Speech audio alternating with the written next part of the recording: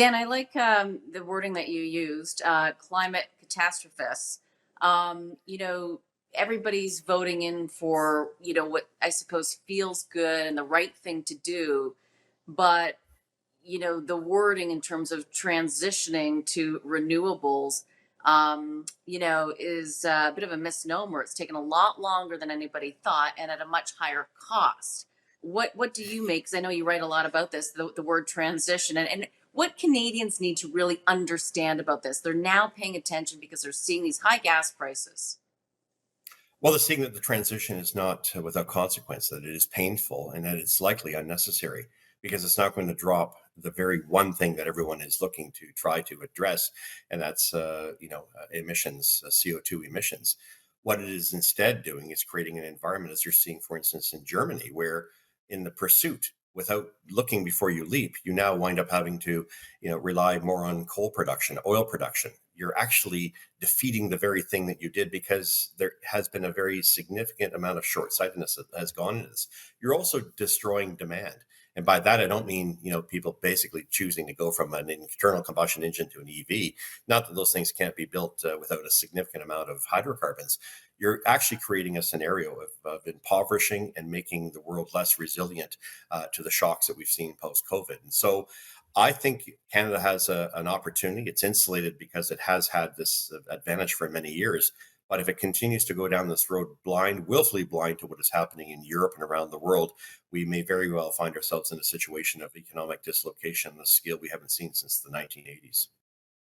Hmm. And Dan, when you are looking at the impact that the higher gas prices is having on Canadians right now, what are you seeing? I'm seeing a lot of people in shock. These prices have not just stopped at fuel. They've gone into food. They've gone into pretty much everything that we pay for. And so there's a sense that our wages are not reflecting these massive increases in the cost of living. And while some talk about, and it's true, I mean, there's a supply disruption. COVID has created some of this.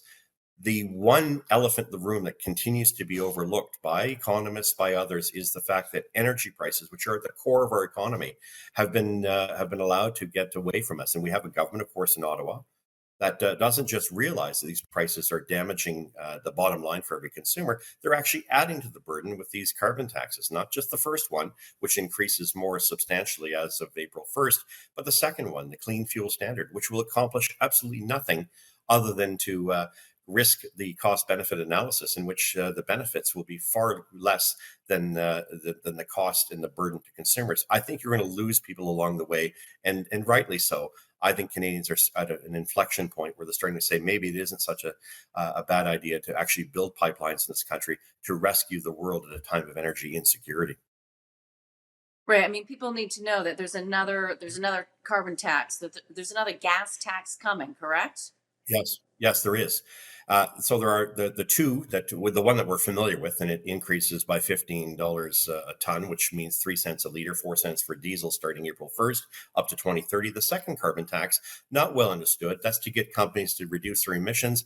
Refineries will do that for the first year, but come 2024, you're looking at a 4 cent increase every year to 2030. We're going to look at a 20 to 25 cent increase in the price of diesel and gasoline by 2030. You're going to be looking at another 30, 35 by 2030 on the first carbon tax. And let's not forget, this won't reduce our carbon emissions. More importantly, you're now looking at regulating the oil and gas sector to the extent that you want them to cut back emissions by 48%. It's mathematically and scientifically impossible. Companies are already doing this. We're getting no credit for it right now. Unfortunately for Canada, it's a recipe. It's really a recipe for disaster for the country. It's a suicide note being pushed by the Liberals and the NDP, of which I was a member for many years. Yeah. Unfortunately, I think for a lot of Canadians, damage is about to hit us. Why are they still going down this path when it's so damaging to Canadians?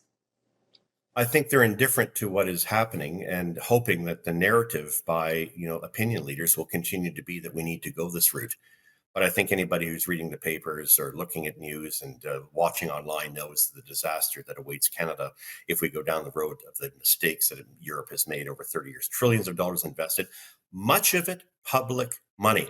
I'd love to be able to look at some of these renewable companies and see just how much money they've actually been able to make or to produce for their shareholders without the benefit of having a direct connection to the taxpayers' funds. Because at the end of the day, I don't think the private sector is making a big move unless encouraged, goaded, or whipped into having to make Yeah, those investments. The reality is going to start to hit this country very quickly. absolutely. Okay, quick break. We'll be right back.